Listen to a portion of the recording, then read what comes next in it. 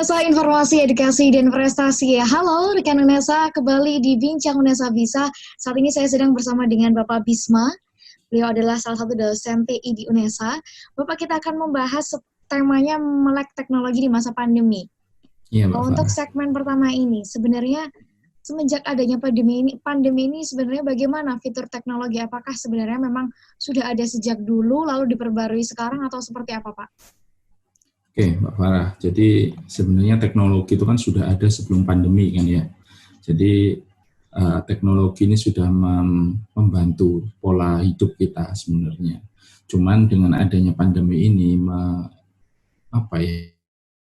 membuat kita semakin lebih dekat dengan teknologi. Mau nggak mau kita sekarang belajar pun harus online, ngapain aja harus online. Bahkan yang orang yang tidak terbiasa dengan teknologi sekarang mau nggak mau harus melek dengan teknologi atau harus bisa beradaptasi dengan teknologi sih.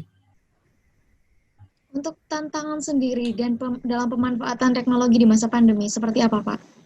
Jadi tantangan dari penggunaan teknologi di era pandemi saat ini sebenarnya lebih ke infrastrukturnya. Jadi tidak semua orang itu saat ini memiliki infrastruktur yang memadai untuk menggunakan teknologi di era pandemi. Karena kita tahu pandemi ini kan datangnya tiba-tiba, tidak semua orang bisa mempersiapkan. Orang yang sudah mempersiapkan pun kadangkala dengan adanya pandemi ini, teknologi yang dia miliki saat ini mungkin tidak cukup. Kok bisa tidak cukup? Ya, dulu ketika belum ada pandemi, teknologi yang ada atau infrastruktur yang mereka miliki mungkin hanya digunakan ketika malam hari, ketika waktu luang di rumah.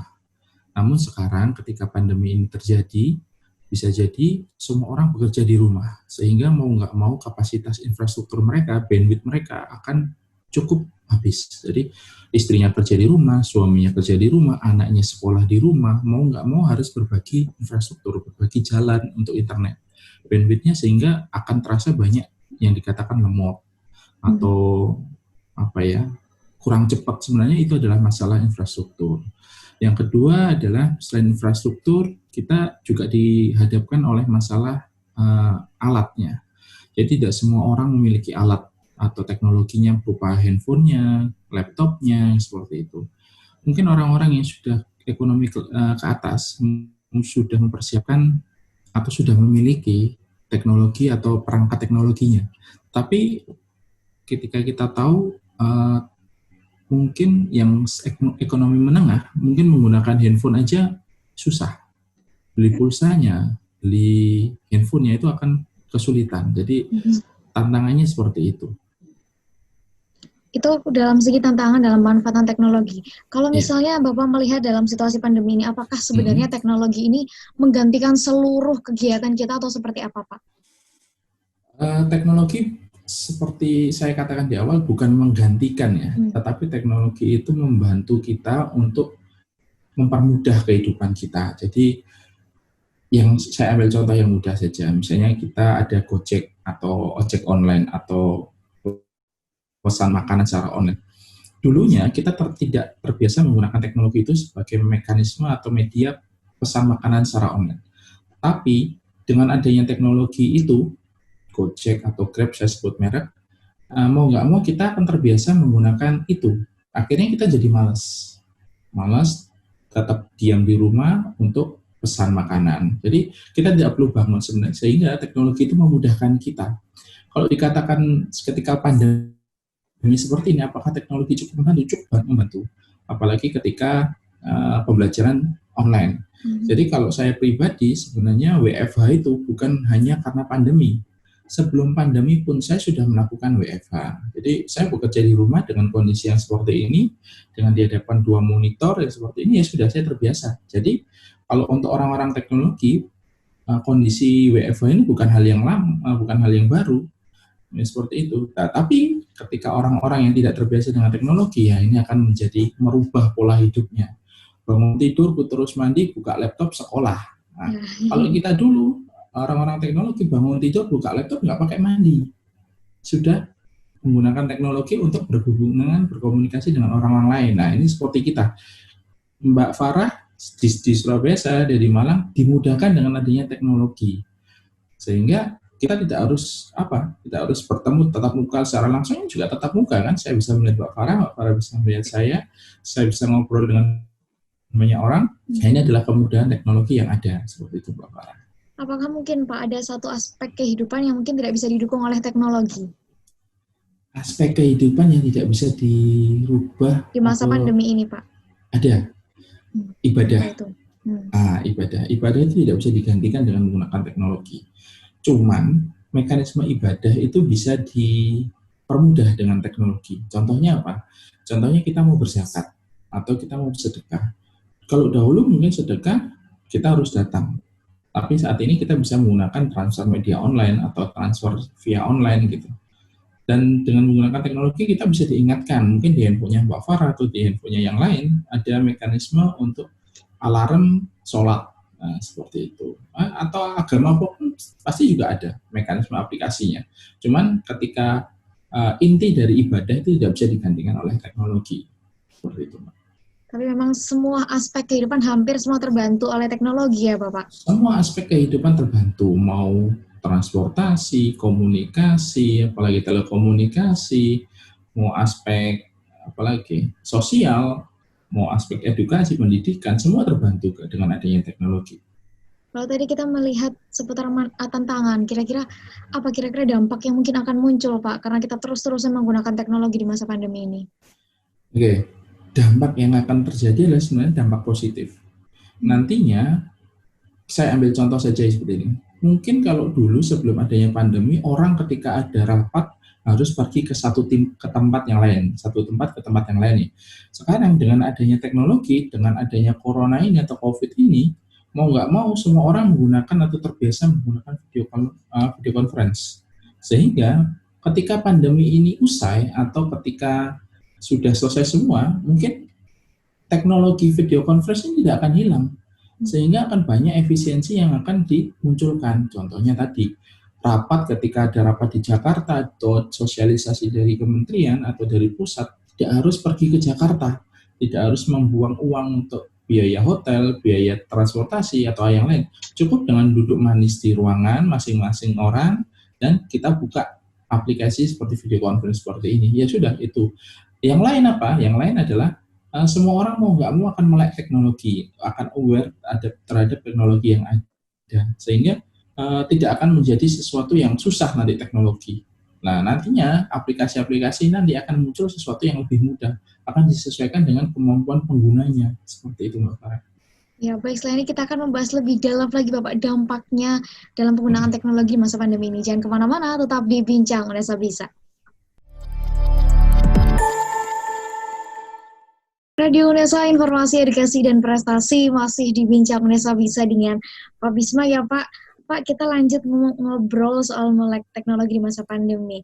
Seperti yang kita tahu ya Pak, pandemi ini mengharuskan masyarakat akhirnya harus menggunakan teknologi, mulai dari bidang pendidikan, bidang pekerjaan, kesehatan, apapun itu. Sebenarnya siapa Pak yang paling terbantu dengan teknologi? Yang paling terbantu tergantung, ini kita lihat segmentasinya siapa dulu. Ketika kita ngomong dengan bidang kesehatan, pasti kalau nggak ada teknologi, teman-teman kita tim medis itu meriksa sampelnya itu pasti akan lama kan. Nah, dengan adanya teknologi, memeriksa sampel-sampel dari PCR itu akan semakin cepat. Mungkin itu salah satu segmen dari kesehatan. Kalau dari sisi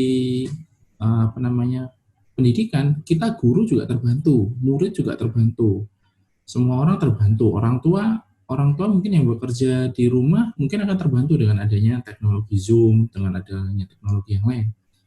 Bahkan hampir semua orang terbantu ya kayaknya dengan adanya teknologi seperti itu Mbak Farah. Berarti tidak ada yang kira-kira ternyata bidang kesehatan ini yang paling membutuhkan teknologi, atau memang semuanya sama rata, memang perlu teknologi? Enggak, gini, karena teknologi ini berkembangnya tidak berkembang hanya di satu area, tidak satu area, ini area pendidikan, ini area kesehatan, enggak. Karena pengembang teknologi itu, mereka mengembangkan teknologinya itu serentak. Ada yang fokus pada area pemerintahan, ada yang fokus di area pendidikan, ada yang fokus di area kesehatan, ada yang fokus di area manufacture, dan yang lain-lain. Sehingga teman-teman praktisi atau teknologi itu mengembangkan itu saling berlomba. Jadi tidak hanya area edukasi gitu ya, tidak hanya di area kesehatan. Nah, mereka sekarang berlomba di area kesehatan, mereka berlomba untuk meningkatkan gimana sih teknologi ini biar lebih tepat guna, biar lebih memudahkan seperti itu. Di area pendidikan, teman-teman mungkin developer mengembangkan gimana sih media pembelajaran yang enak, yang nyaman, yang mudah digunakan oleh guru ataupun siswa seperti itu. Jadi banyak hal. Bahkan di teman-teman transportasi, komunikasi, mereka kan juga berlomba. Gimana sih menciptakan sebuah media elektronik atau media internet yang bisa membantu video conference seperti ini.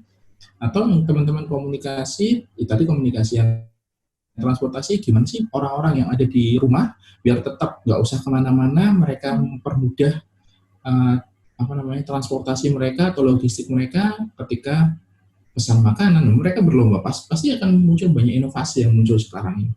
Seperti itu, Bapak. Jadi akhirnya nanti inovasi perkembangannya itu yang akan terus membantu kita ya Pak dalam bidang apapun itu. Ya, inovasi yang sekarang yang banyak muncul adalah inovasi-inovasi yang baru. Mungkin yang dulu ketika sebelum adanya pandemi, inovasi ini kayaknya dianggap aneh gitu ya. Dianggap cuman kayak gitu. Ya, sekarang mungkin akan lebih banyak inovasi-inovasi yang muncul, dan mungkin dari inovasi ini jangkanya akan panjang. Jadi orang akan ini berfungsi banget nih, saya akan gunakan seperti itu. Bapak tadi sempat menyinggung mengenai dampak positif munculnya teknologi, apalagi terutama di aplikasi-aplikasi di masa pandemi ini yang artinya ada inovasi muncul, kemudian ada dampak positif. Kira-kira ada nggak Pak dampak negatif yang muncul akibat teknologi ini? Jadi dampak negatif pasti ada ya. Ketika kita katakan, saya ngomong resiko saja lebih enak. Karena resiko itu adalah, kalau rumusnya resiko itu adalah dampak dikalikan frekuensi atau keseringan terjadi. Resiko itu dikatakan ada dua hal, resiko positif dan resiko negatif, ya kan? Resiko positif itu biasanya kita sebutkan dengan keuntungan atau opportunity. Nah, sedangkan resiko yang negatif pasti ada. Resiko negatif ketika dengan penggunaan teknologi banyak, Mbak. Jadi mungkin kita ambil contoh, mungkin anak-anak mungkin yang sekarang belajar di rumah, dengan mudahnya dia membawa gadget kemana-mana, mungkin dia akan jadi kecanduan. Kecanduan dengan gadget, kecanduan dengan YouTube, kecanduan dengan apapun, game online, macam-macam. Nah, itu adalah dampaknya. Kalau tadi saya katakan resiko itu perkalian antara dampak dengan frekuensi, kita lihat dampaknya menggunakan gadget itu seperti apa, dampak menggunakan YouTube seperti apa, dampak menggunakan game online seperti apa, dikalikan frekuensinya. Frekuensi dia menggunakan YouTube, menggunakan game online, menggunakan gadget berapa lama. Ketika itu frekuensinya tinggi, dampaknya tinggi, itu akan menjadikan resiko negatif yang semakin tinggi, Mbak Farah. Jadi, Mbak Farah, kita ambil contoh saja. Kita menggunakan game online mempunyai dampak 5, misalnya gitu ya. Sedangkan frekuensinya, dia menggunakan game online satu hari itu 24 jam, dia menggunakan lebih dari 8 jam. Kita berikan nominal 4. Nah, kalau 4 dikali 5 sama dengan 20, berarti frekuensinya cukup tinggi. Resikonya juga cukup tinggi. Sehingga itu resiko negatifnya cukup tinggi. Nah, gimana contohnya resiko ini ketika dikatakan resiko positif atau opportunity? Sama. Dampaknya tadi apa? Kita dampak dikalikan frekuensi. Dampak orang menggunakan YouTube seperti apa? Mungkin YouTube-nya untuk webinar atau apapun ya, mencari ilmu ya, itu dikalikan frekuensinya. Dia dalam satu hari berapa kali dia membuka YouTube webinar gitu ya, membuka informasi seminar online, frekuensinya berapa, dampak informasinya naik, frekuensinya dia akan naik, dikalikan akan menjadikan perkalian. Misalnya tadi 5 kali 4, 20, sehingga dia dapatkan 20 poin resiko positif. Nah sama, itu akan seperti pedang ya, selalu bermata dua, seperti itu Mbak Farah. Resiko positif dan negatif selalu pasti ada. Berarti semakin tinggi penggunaan atau frekuensi itu akan semakin tinggi pula dampak dan resikonya ya Pak? Pasti. Apa cara meminimalisir resiko yang mungkin terjadi itu Pak? Meminimalisir resiko itu sebenarnya kembali lagi ke human sama ke culture, Mbak. Jadi resiko ini dampak itu di mana-mana ketika kita ada teorinya di ISO 27 maaf ISO 31000 yang mengatakan dengan risk management. Itu dikatakan resiko ini akan berkaitan dengan human orang dengan culture-nya, budayanya. Nah, gimana kita mengatur orangnya sendiri dulu? Resiko itu gimana Mbak Farah akan terhindar dari resiko-resiko yang baik dan yang buruk? Itu kembali lagi ke Mbak Farah. Mbak Farah menilainya seperti apa? Berikutnya adalah culture-nya, budayanya. Gimana Mbak Farah membudayakan ini, atau lingkungan kerja, budaya organisasi, macam-macam itu adalah budaya. Ketika Mbak Farah di rumah, Mbak Farah, maaf saya ambil contoh Mbak Farah aja biar tidak menyinggung yang lain. Ketika saya ambil contoh Mbak Farah di kos mungkin atau di rumah, tidak terlalu rapi, misalnya gitu ya, tidak terlalu rapi, tetapi di organisasi Mbak Farah atau di kampus Mbak Farah dihadapkan dengan lingkungan yang cukup rapi. Seperti itu ya. Jadi Mbak Farah ada dua sisi, Mbak Farah di rumah tidak rapi, Mbak Farah di kampus rapi. Sehingga Mbak Farah mau nggak mau akan masuk ke resiko yang positif ketika Mbak Farah di kampus.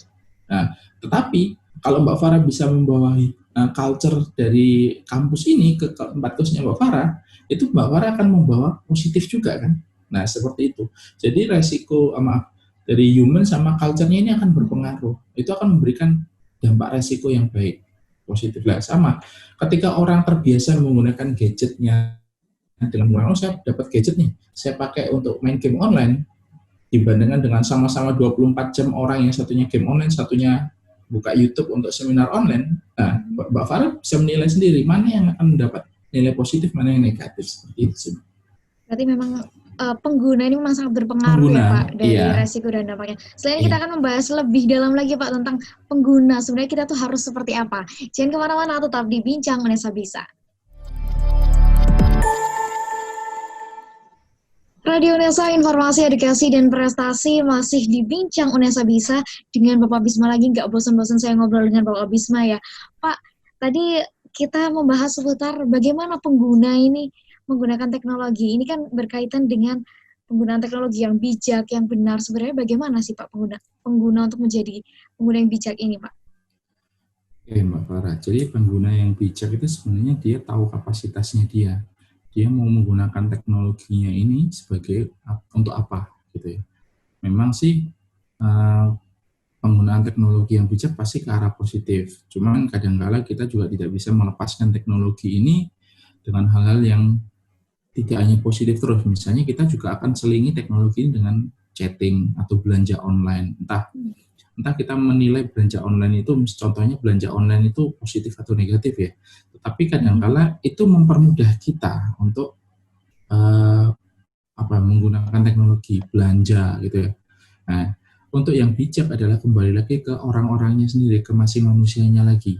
Ketika dia tahu kebutuhannya apa, sehingga dia tahu penggunaan teknologinya untuk apa. Jadi ketika saya butuhnya teknologi untuk memudahkan saya dalam misalnya belanja, ya nggak apa-apa. Atau menggunakan teknologi untuk mengatur keuangannya, nggak apa-apa. Tetapi ketika kita tahu menggunakan itu yang belanja misalnya, ketika menggunakan belanja, ya kita tahu batasan-batasan. Mungkin sekarang banyak meme ya, mungkin kalau kita ngobrol, banyak meme yang ada di internet. Mungkin ketika pandemi ini siapa yang ranking 1 membeli alat-alat yang tidak ada gunanya di masa pandemi seperti itu ya. Itu sekarang banyak. Nah, kembali lagi, itu adalah bagian dari gimana sih manusia itu bersikap atau pengguna itu bersikap. Kalau dia pengguna yang baik ya pasti dia membeli sesuai kebutuhannya atau menggunakan YouTube dengan porsinya atau untuk mencari informasi, pengetahuan atau yang lain seperti itu sih Mbak. Pak, kalau kita berbicara seputar pengguna yang bijak, apakah literasi digital ini termasuk ke dalam pengguna yang bijak, menggunakan teknologi dengan bijak? Ini literasi digital itu adalah sebuah keyakinan terhadap diri sendiri ya. Jadi tidak bisa disamakan dengan orang lain. Literasi digital dari Mbak Farah dengan seperti apa, temannya Mbak Farah seperti apa, lah itu kembali lagi ke manusianya. Kalau Mbak Farah suka membaca jurnal online, membaca artikel-artikel yang sifatnya online, itu pasti akan meningkatkan kompetensinya Mbak Farah, meningkatkan daya saingnya Mbak Farah. Sehingga itu akan meningkatkan dampak positif dari Mbak Farah sendiri.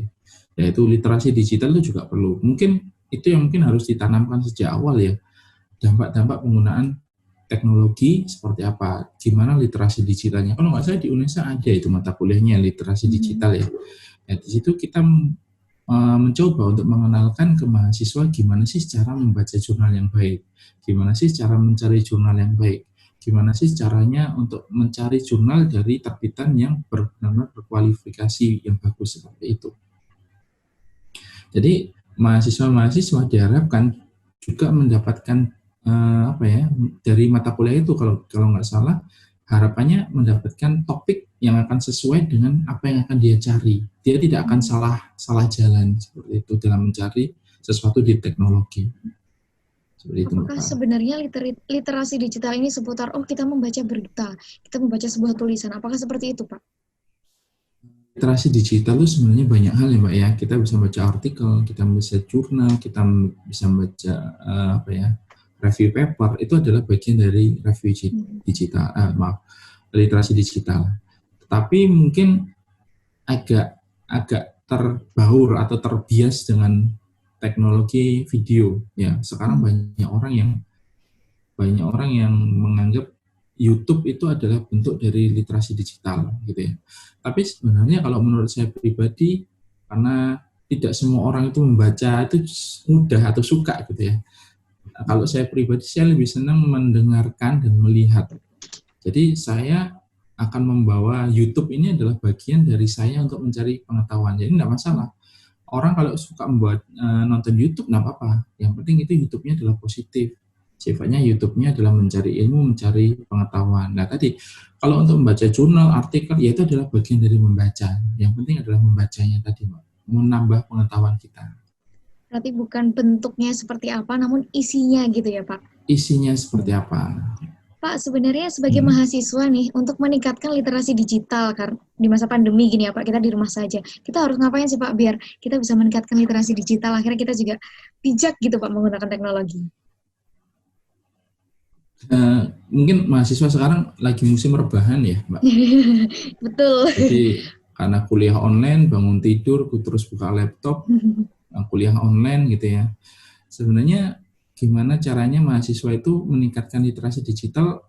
Ini sebenarnya musimnya, ini adalah waktunya. Jadi kenapa? Karena mereka akan banyak waktu di rumah sendiri, nggak usah kemana-mana, di rumah aja. Membuka laptop, membaca sesuatu yang dia sukai. Membaca yang itu memang passionnya dia. Sebenarnya dari situ sudah membuat menambahkan pengetahuan untuk dia. Jadi mulailah dari passionnya yang passion dari mahasiswa tersebut. Kalau sukanya tentang ini ya dalamin itu, meskipun harusnya tidak lepas dari perkuliahan ya, tetapi nggak masalah. Yang penting membaca dulu. Nah dari situ di masa pandemi ini kita dekat dengan teknologi, dekat dengan internet, dekat dengan apapun. Nah sebenarnya itu adalah nilai positif dari pandemi kalau menurut saya. Saya dekat, sehingga mau nggak usah kemana-mana deh, duduk aja diam di depan laptop, cari apa yang kita cari, dapat, kita baca, harusnya itu sudah informasi yang cukup banyak, seperti itu. Jadi ini bisa menjadi momen tersendiri bagi mahasiswa untuk menambah informasi melalui literasi digital ya Pak? Iya, pasti, karena literasi sekarang udah banyak, mau kita nggak usah hanya 3 langkah, ketik Google gitu aja, kita dapatkan apapun yang kita dapatkan. Jadi mau baca tapi kembali lagi penguasaan teknologi itu harus disertai dengan penguasaan bahasa ya. Rata-rata teman-teman mahasiswa mau membacanya itu kalau yang bahasa Indonesia. Nah, sebenarnya ketika dengan teknologi harusnya kita juga harus iringi dengan kemampuan bahasa kita. Bahasa Inggris salah satunya bahasa yang ada di teknologi, mau nggak mau kita juga harus membiasakan diri menggunakan bahasa Inggris. Di sini semua menggunakan bahasa untuk informasi itu tadi. Gitu, ini pesan tersendiri untuk rekan UNESA, untuk mahasiswa. Sebenarnya kita nggak boleh untuk membaca, bukan nggak boleh ya, tidak disarankan untuk membaca jurnal apapun itu dalam bentuk bahasa Indonesia saja, tapi juga harus yang ada referensi lain seperti bahasa Inggris gitu kan Pak, selain menambah. Setidaknya gini Mbak Farah, setidaknya itu referensinya itu terbitan baru. Tidak harus ini ya, bukan nggak boleh baca bahasa Indonesia, nggak apa-apa baca bahasa Indonesia, yang penting itu referensinya baru. Tetapi seperti kita tahu, kalau itu sudah muncul bahasa Indonesianya, pasti itu sesuatu mungkin bisa terlambat.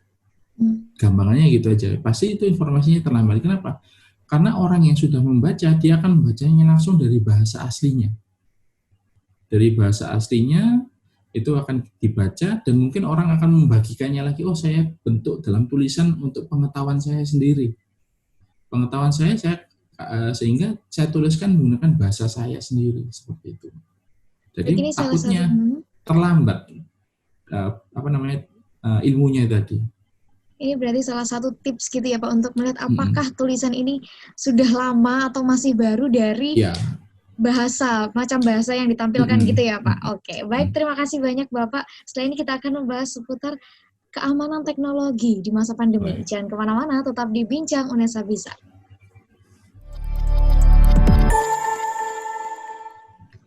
Radio UNESA, informasi, edukasi, dan prestasi di Bincang UNESA Bisa lagi dengan Bapak Bisma lagi. Pak, ini pertanyaan yang mungkin mewakili banyak teman-teman, banyak rekan UNESA. Saat ini kan sering terjadi peretasan, mulai dari ada Tokopedia, ada Zoom, dan lain sebagainya. Kita sebagai masyarakat tuh tiba-tiba langsung jadi bingung, jadi kupu sendiri. Sebenarnya bagaimana Bapak melihat situasi ini? Oke, kita ngomong keamanan ya berarti ya. Jadi sebenarnya keamanan itu kembali ke pengguna.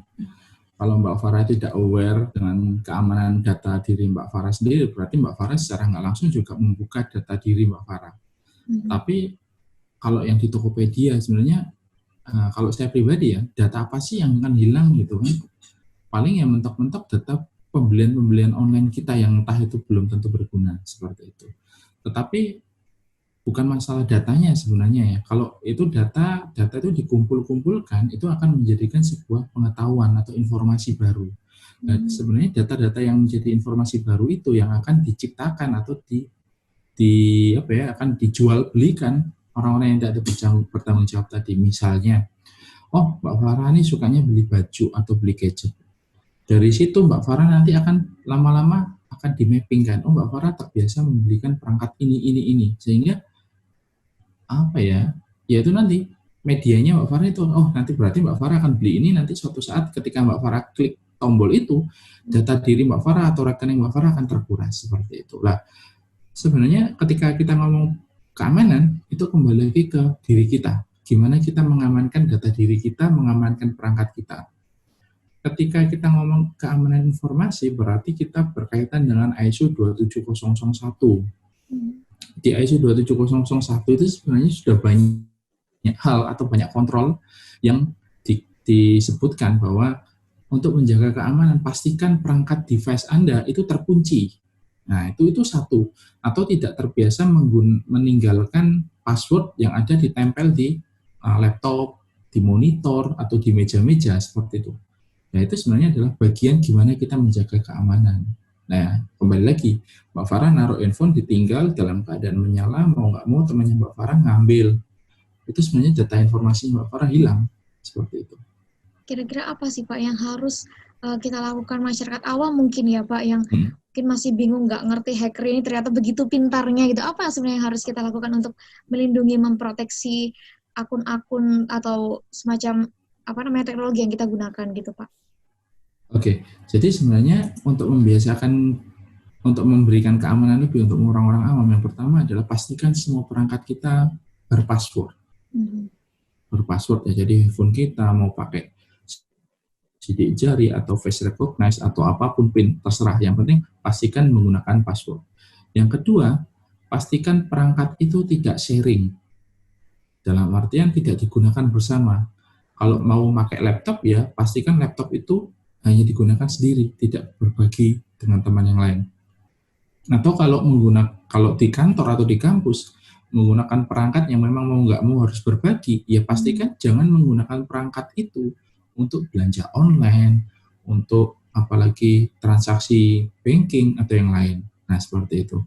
Dan pastikan juga perangkat-perangkat yang digunakan bersama ketika ditinggalkan itu dalam keadaan terkunci. Nah, seperti itu. Dan yang lebih penting lagi, tidak terbiasa atau tidak dibiasakan untuk mengeklik.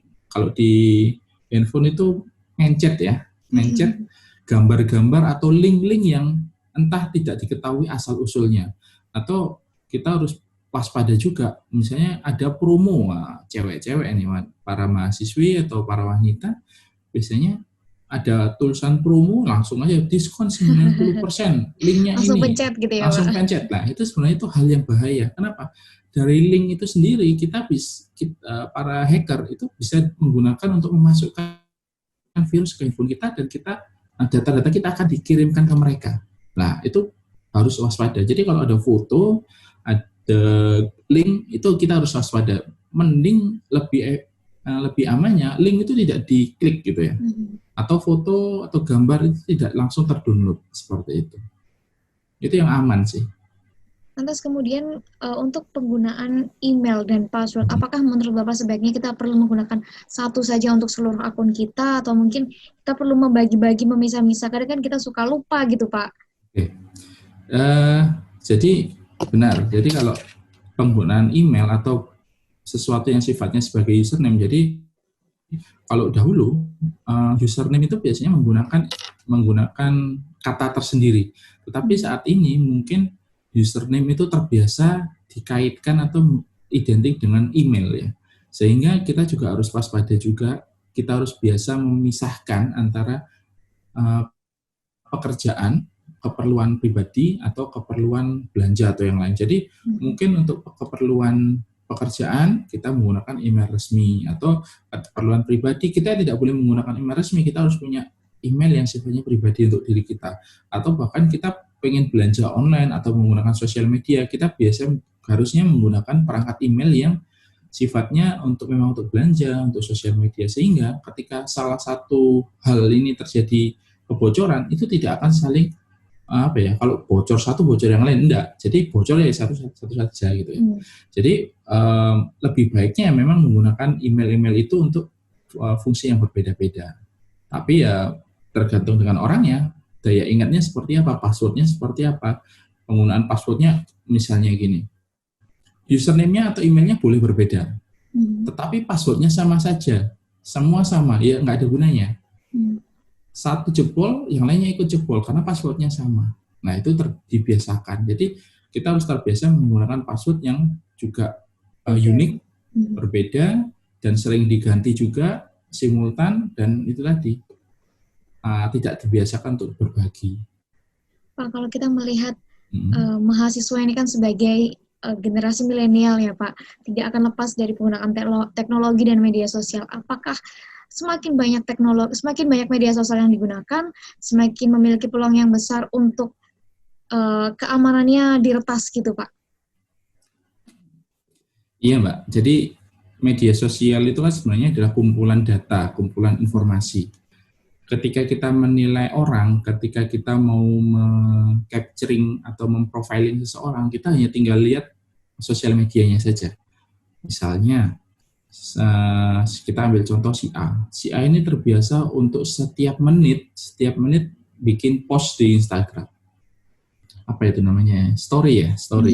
Bikin story di Instagram. Mau nggak mau kita dalam satu hari pasti akan ada kumpulan story-nya kan. Nah, dari situ kita bisa memprofiling dia. Oh, jam sekian dia ngapain, jam sekian dia ngapain, jam sekian dia ngapain. Dari kumpulan informasi itu tadi akan menjadikan sebuah pengetahuan. Bayangkan misalnya, untuk kita berpikiran, kita ngomongin ini aja, penjahat, cara berpikirnya penjahat. Kalau dia jam 7 sampai jam 8 dia makan, gitu ya, jam 9 dia pergi bekerja, berarti jam berapakah waktu yang tepat untuk menculik orang tersebut? Pasti kita ketahui, jam 9. Nah, jam 9, karena dia sudah terbiasa untuk melakukan story. Kalau nyulik jam 7, pasti dia lagi makan.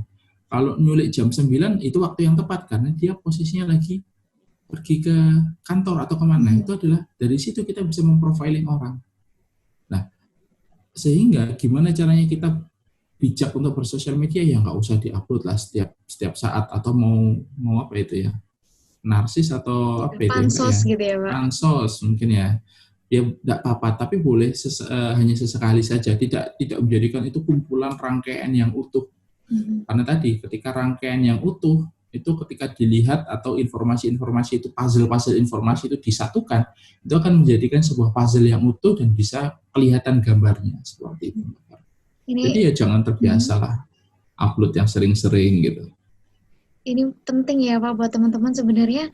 Kita Ya. lupa, kita nggak sadar, kita sering melakukan kegiatan seperti itu, story dan lain-lain yang mungkin tidak Mm-mm. terlalu penting, yang rupanya malah memberikan peluang gitu ya Pak bagi para hacker. Contohnya gini aja, eh, ketika Mbak Farah mau membuka tabungan di bank, yang harus ditanyakan apa saja? Nama ibu Biasanya kandung, nama ayah, tempat tanggal lahir, ya kan? alamat gitu Terus ya. kucing kesayangan, gitu ya. Terus atau teman dekat, gitu ya. Data-data itu bisa nggak kita dapatkan dari sosial media? Bisa. Mungkin. Contohnya, Mbak Farah ulang tahun. Oh, banyak orang yang mengucapkan, oh berarti Mbak Farah ulang tahunnya tanggal sekian. Dari mana?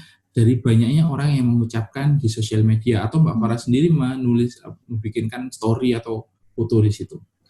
Oke, dari situ kita dapat data informasi dari ulang tahunnya Mbak Farah. Berikutnya, Mbak Farah punya kucing kesayangan. Setiap hari di post, di captionnya itu ditulisi nama si Pus A, nama anjing peliharaan B gitu ya.